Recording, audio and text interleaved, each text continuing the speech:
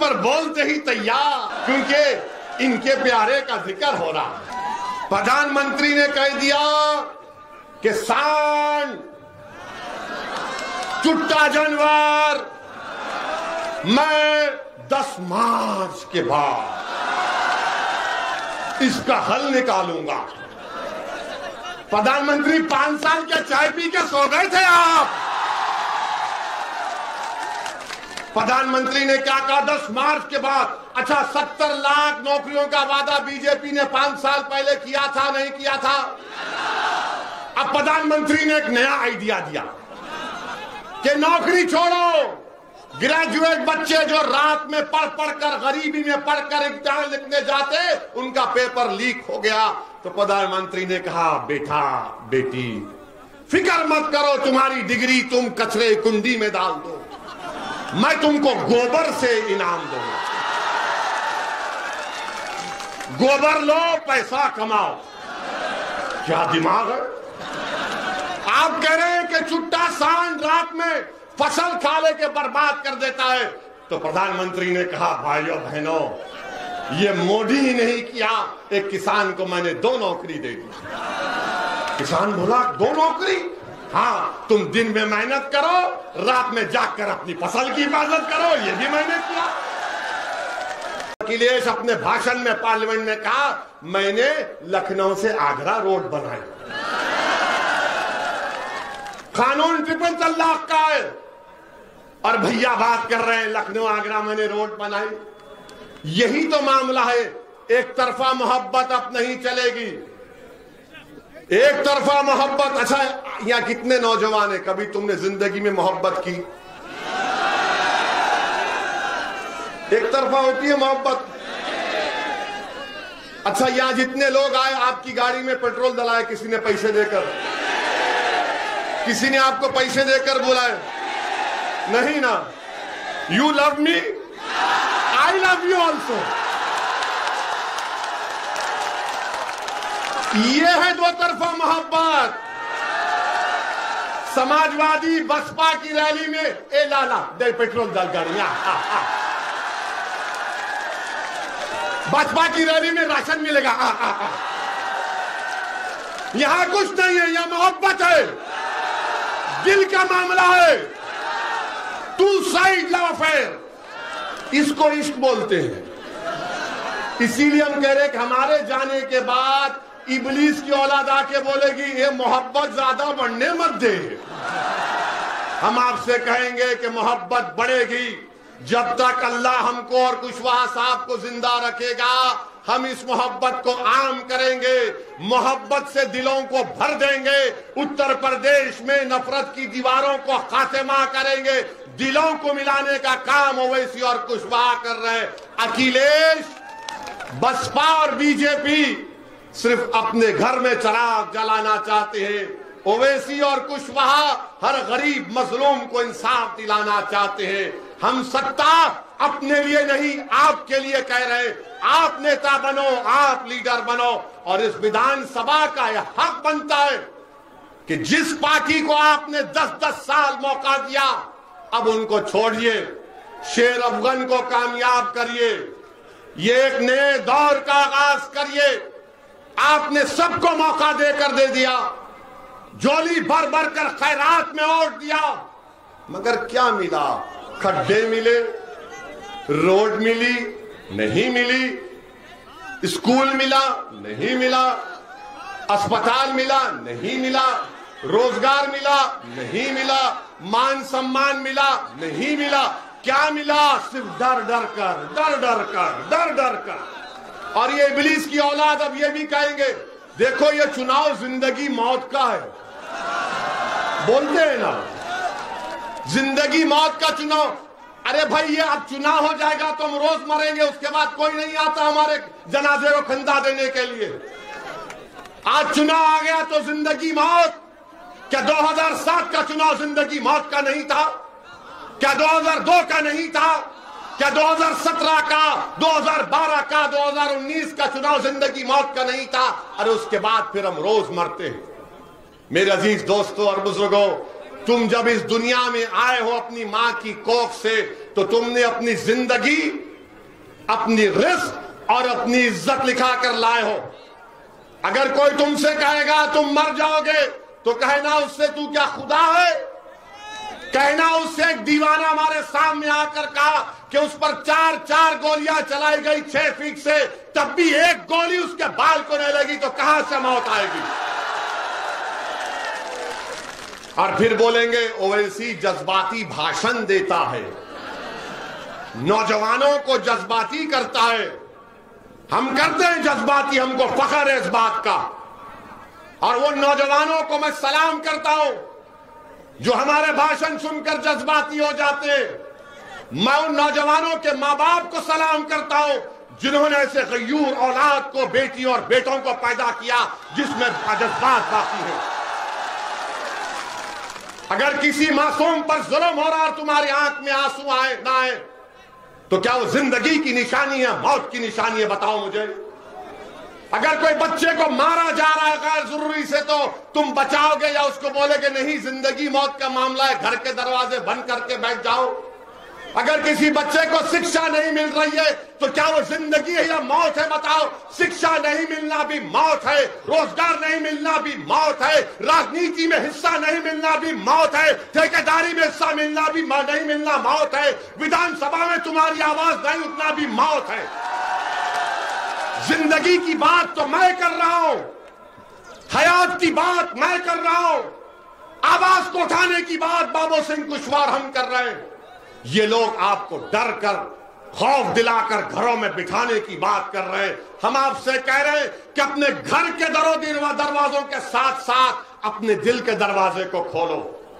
अपने दिल में जो दस्तक दे रहा है तुम्हारा दिल कि अब वक्त आ चुका हिस्सेदारी का, साथ दो वतन का, ओवैसी का और कुशवाहा का। एक मर्तबा अपने दिल पर यकीन कर लो, एक मर्तबा अपने दिल पर यकीन कर लो। याद रखो, दिमाग से पूछेंगे तो दिमाग बोलेगा सपा बीजेपी। जब दिल से पूछेंगे तो दिल क्या बोलेगा? दिल क्या बोलेगा? दिल बोलेगा प्यारे प्यार किया तो डरना क्या। ये एक तरफा मोहब्बत नहीं है। हाँ, मोहब्बत जिंदाबाद। चाचा मुगल आजम के दौर के हैं। वेरी गुड चाचा, मोहब्बत जिंदाबाद, नफरत मुर्दाबाद। और फिर अब बीजेपी के बारे में आप देखिए, मुख्यमंत्री और प्रधानमंत्री, हमने कहा था कि पता देखिए अब रिपब्लिक हम पर कैमरा लगा दिया, प्रधानमंत्री पर बोलते ही तैयार, क्योंकि इनके प्यारे का जिक्र हो रहा है।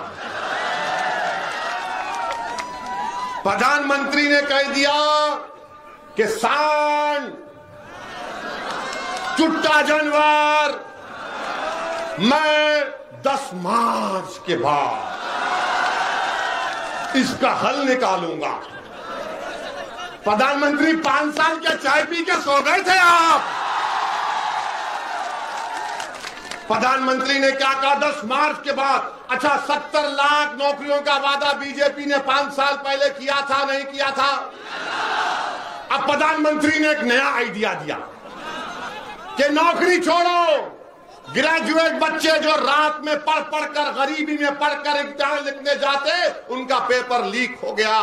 तो प्रधानमंत्री ने कहा बेटा बेटी फिक्र मत करो, तुम्हारी डिग्री तुम कचरे कुंडी में डाल दो, मैं तुमको गोबर से इनाम दूंगा।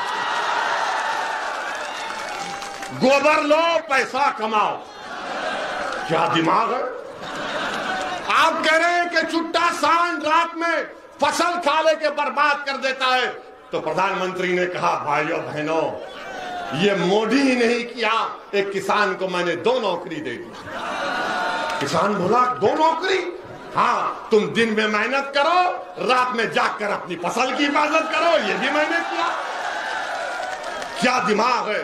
तो बाबा ने कहा है, बादशाह सलामत ने कह दिया तो वजीर को भी कुछ कहना पड़ेगा। तो वजीर ने कहा कि अगर मैं मुख्यमंत्री बन गया खुदा ना खास्ता, तो मैं एक सांड और एक गाय के ऊपर 900 रुपये दूंगा। अस्पताल के लिए पैसे नहीं, कोविड में ऑक्सीजन के लिए पैसे नहीं, डॉक्टरों की भर्ती के लिए पैसे नहीं, नौकरियों की भर्ती के लिए पैसे नहीं, तो योगी ने कहा एक सांड के ऊपर 900 रुपये। अब आप सुनिए, इनकी नाइंसाफी तकलीफ होगी आपको। उत्तर प्रदेश में जो विकलांग लोग हैं, अपाहिज, हैंडीकैप, उनको महाना जो पेंशन मिलता है 1000 रुपये। इंसान जो विकलांग है 1000 रुपये, और अगर कोई सांड रखेगा तो उसको 900 रुपये। क्या ये इंसानों की तौहीन नहीं है? तो क्या आप इजाजत देंगे कि मैं बाबा को पैगाम दूं इस विधानसभा से, हम बाबा को थोड़ा ज्ञान दे दें? हम बाबा से कहना चाह रहे हैं, बाबा एक इंसान जो विकलांग है उसको 1000 रुपये और एक 4 टांग के जानवर के लिए 900 रुपये। तो बाबा आप जानवर का वोट ले लो, हम विकलांग का, इंसानों का वोट ले लेते हैं। आप बताइए कौन सा इंसाफ? अब मोदी जी कह रहे हैं कि जिसको राशन मिला वो मोदी का नमक खाया। अब बताओ इस विधानसभा के गयूर अवाम, मीडिया के लोग भी सोच लो, क्या तुम देश का नमक खाए या मोदी का नमक खाए? किसका नमक खाया आपने? मोदी का तो नहीं खाए ना। अब मोदी जी बोल रहे कि मेरा नमक खाए, और फिर ये कह रहे हैं कि मैंने राशन दिया। अरे 500 रुपये का जब राशन किसी महिला को दिया तो क्या उस महिला से जाके पूछो 1400 रुपये का सिलेंडर भी तो खरीदना पड़ा? ये 500 दिया मोदी ने और 1400 खींच लिए। तो मोदी का तो फायदा हो गया ना, फायदा हो गया ना। मेरे अजीज दोस्तों और बुजुर्गों, आपसे अपील कर रहे हैं कि 27 तारीख के दिन डरिए मत। डरेंगे आप? डरेंगे आप? डरेंगे? डरेंगे? और अगर इब्लीस की औलाद आकर, अरे इब्लीस की औलाद आकर बोलेगा डर, देखो डर है, बीजेपी आ जाएगी, सपा बसपा, तो उससे क्या कहना आप? नहीं, वो बच्ची जो हिजाब और निकाब पहन के उसको गुंडाई घेर लिए थे, तो उसने कहा था जब मैं डरती हूं तो क्या नारा लगाती हूं, क्या नारा लगाती हूं? अरे इतनी ताकत से तो बोलो, दबा कर बोलो, झूम कर बोलो, मस्त होकर बोलो, ऐसा बोलो कि तुम्हारी आवाज पूरे उत्तर प्रदेश में गूंजे। अब भागेगा इब्लीस, अब बोलेगा आप कुछ नहीं हो सकता। आपको ये फैसला करना है। आप 5 साल हमको मौका दीजिए। शेर अफगन का कान एक तरफ हम पकड़ेंगे, दूसरी तरफ बाबूजी पकड़ेंगे। इनको विधायक बनाइए, हम कम से कम 6 महीने में एक मर्तबा यहां पर आएंगे इस विधानसभा में। वैसे तो आते रहेंगे। I love you, you love me. मैं तुमको चाहता हूं, तुम मुझे चाहते हो। जब तक अल्लाह जिंदा रखेगा वैसी आता रहेगा उत्तर प्रदेश में। कोई माइका लाल और गोली चला ले, कुछ भी कर ले, मैं अपनी मेरी मौत मेरी जिंदगी की हिफाजत करती। मेरी जिंदगी की अहमियत कीमत नहीं है, आपका मुस्तकबिल है, आपकी जिंदगी है। हम आपको नेता बनाने को आए हैं, आप इसमें हमारा साथ दीजिए। ये आपकी लड़ाई है, ये हिस्सेदारी की लड़ाई है। आपका नेता कौन है बताओ मेरे को, कौन है आपका नेता? आपका नेता आप बनेंगे। जिसका नेता नहीं उसकी आवाज नहीं। ये सपा वालों से एक सवाल छोड़ के जा रहा हूं, रात भर नींद नहीं आएगी सपा वालों को।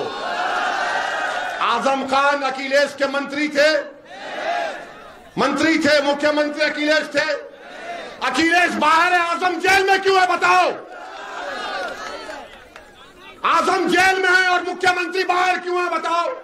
सपा वालों, तुम मेरी जबान का मुकाबला नहीं कर पाओगे। अब एक और बात सुनो, एक और बात सुनो। महाराष्ट्र में नवाब मलिक जेल में है, राष्ट्रवादी कांग्रेस का डिप्टी सीएम है, उसके खिलाफ इरिगेशन के स्कैंडल का इल्जाम है, वो बाहर है, नवाब मलिक जेल में है। क्या हो रहा है ये? क्या तुम नहीं समझोगे इस बात को? तुम्हारा नेता होगा तो लड़ेगा, कोई आसमान जमीन से नहीं आएगा। समझो मेरे भाई, वक्त है अभी। मेरी इज्जतदार मां और बहनों, हिम्मत और हौसले से काम करो और 27 तारीख के दिन पूरे एतमाद के साथ बटन के निशान पर बटन दबाकर अपनी भागीदारी और हिस्सेदारी के लिए में अपने आप को कामयाब करिए।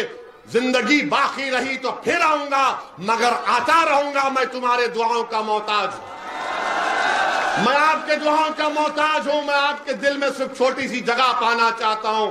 अल्लाह का शुक्र है कि अल्लाह ने आपके दिलों में मंजलिस की मोहब्बत पैदा कर दी। अस्सलाम वालेकुम व रहमतुल्लाहि व बरकातहू।